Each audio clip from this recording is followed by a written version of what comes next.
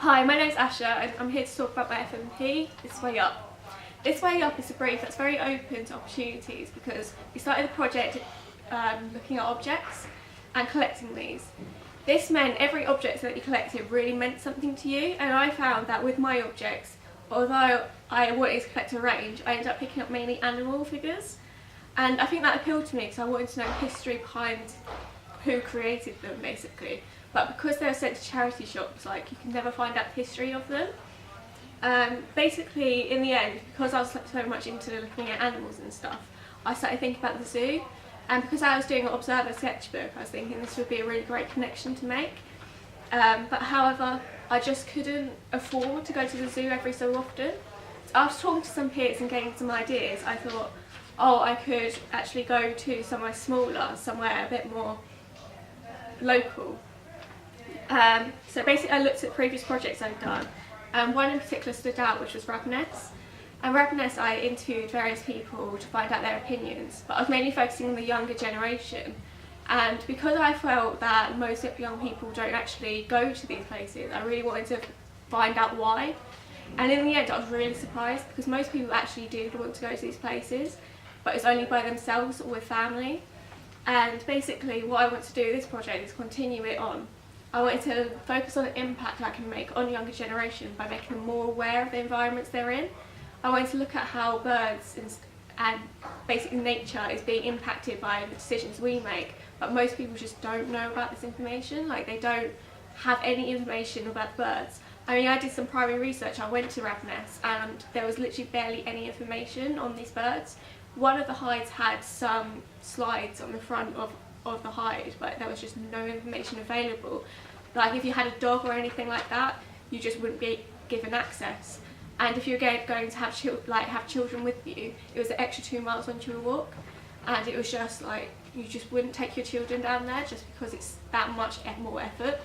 So instead you've got a lookout point which is completely bare, there's no information there, and it's just, I never knew the hides was even there before.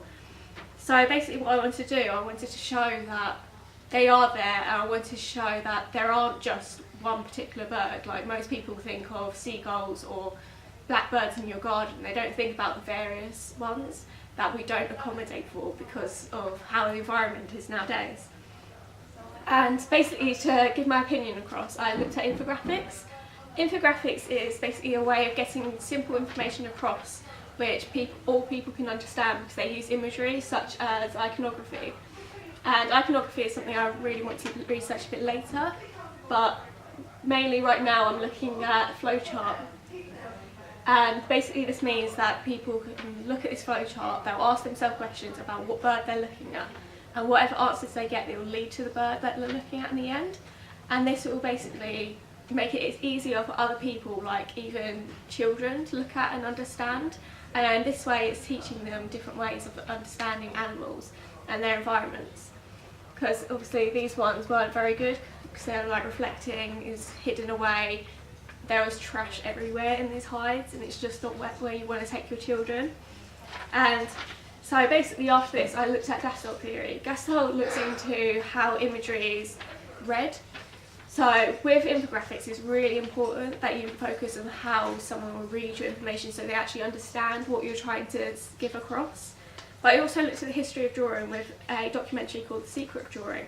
And basically what they did was show you a history of previous artists that have basically documented birds and animals and tried to educate other people. But this really showed a progression between arts and science, which we hadn't really seen much of. And this is basically me taking that interpretation and putting it onto a more educated way, basically showing younger generation what it could be and how to go from there, basically. And basically I just want to help younger generation identify different species of birds in the end, and I want to use different processes like linocut and digital methods. There's one digital method called low poly, and this uses triangles and stuff which focuses on triangles and colour. The idea of playing with shape and colour is really important, because even the simplest of designs can like stand out among everything else because it makes something so much simpler. Even like these linocuts here, just simple details that you add even after you've done a print with pen or something like that can really bring out a picture. And with birds and stuff, I can use photos to make these other prints, which will make it really easy and simple for other people to understand and see, and basically be able to tell the difference of these different birds. And it's something I personally never was able to understand, because I was never taught this information. Unless you personally educate yourself about these birds, you just never know about it. And it's really important for me because with the environment you don't see what's happening, but most birds are like dying out within these places. But yeah, I just really wanted to bring out the importance of this and how younger generations should be influenced by these sort of things. Thank you.